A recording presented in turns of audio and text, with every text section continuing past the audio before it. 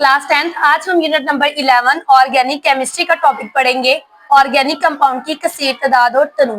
ठीक है, इस टॉपिक पर हम क्या पढ़ेंगे? सबसे पहले कि एलिमेंट्स की कुल तादाद क्या है हमारे पास? 118 है। ठीक है, ऑर्गेनिक कंपाउंड्स की तादाद 10 मिलियन से ज्यादा है।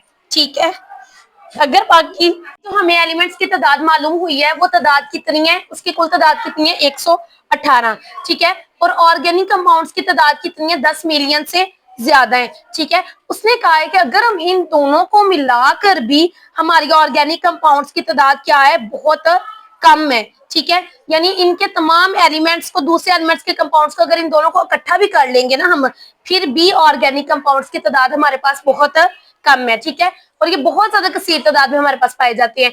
इनकी वजूहात है हमारे पास, पहली वजूहात है कैटिनेशन, सेकंड आइसोमेरिज्म, थर्ड है कार्बन के कोवलेंट बॉन्ड की मजबूती, और 4 है मल्टीपल बॉन्डिंग।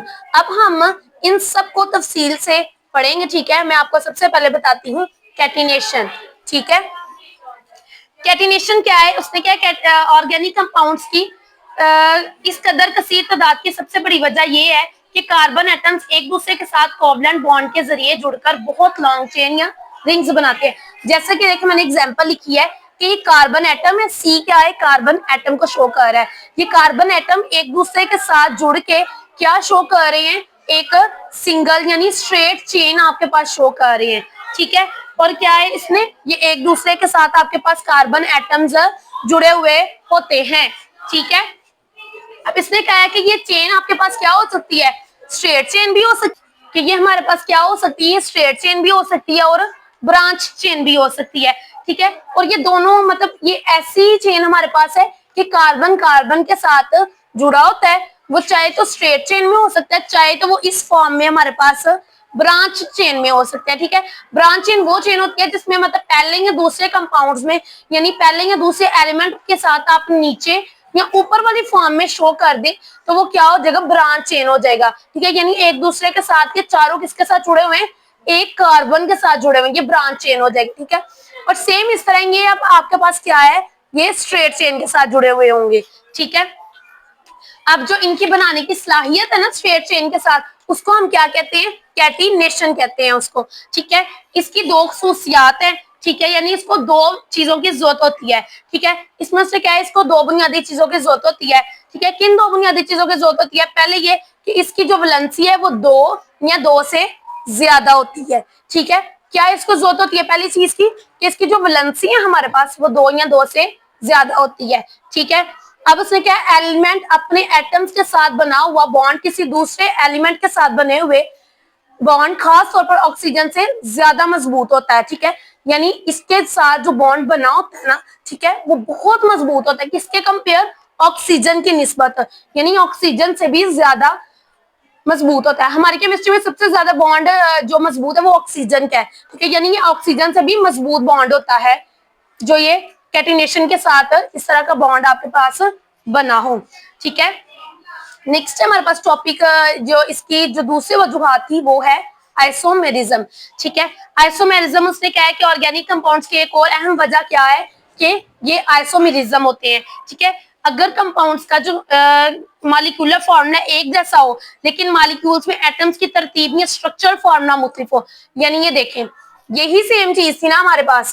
ठीक है, ये क्या है कि इनमें मॉलिक्यूलर फॉर्मूला क्या है?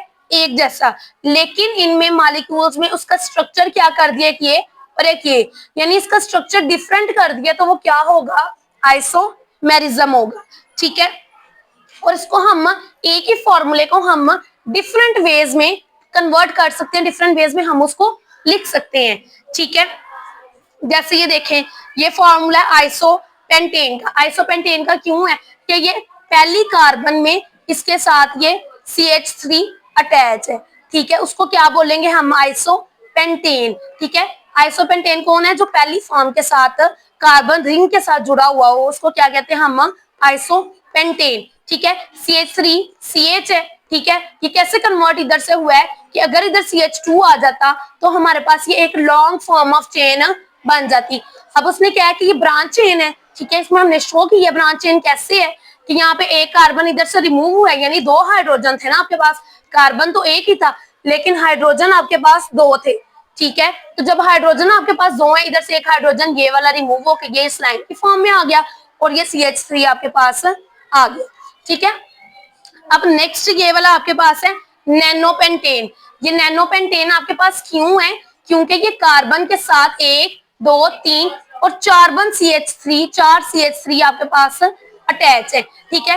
यानी एक कार्बन के साथ CH3 CH3 CH3 CH3 और इस फॉर्मूले को हम यानी इस शक्ल को हम क्या नाम देंगे? आइसो सॉरी न्यू नैनोपेंटेन का नाम देंगे, हम न्यूपेंटेन का नाम देंगे। ठीक है। अब नेक्स्ट है कार्बन के कोवलेंट बॉन्ड की मजबूती। अब उसके बहुत छोटे साइज की वजह से ये जो कार्बन होते हैं ना, ये दूसरे कार्बन एटम जैसे कि हाइड्रोजन, ऑक्सीजन और नाइट्रोजन और हेलोजेंस के साथ बहुत मजबूती से यानी कोवलेंट बॉन्ड बनाते हैं। ठीक है। यानी ये कार्बन तो बनाता ही है इनके साथ कोवलेंट बॉन्ड मजबूती से। किसके साथ बनाता है? कार्बन के कोवलेंट बॉन्ड की मजबूती कैसे बनाएगा? ये देखिए कार्बन कार्बन के साथ अटैच है। ठीक है। ये इसकी मजबूती के साथ है, यानी इन पे आप कोई भी फोर्स या कुछ भी अप्लाई करेंगे इतनी जल्दी ये ब्रेक नहीं होगा। ठीक है।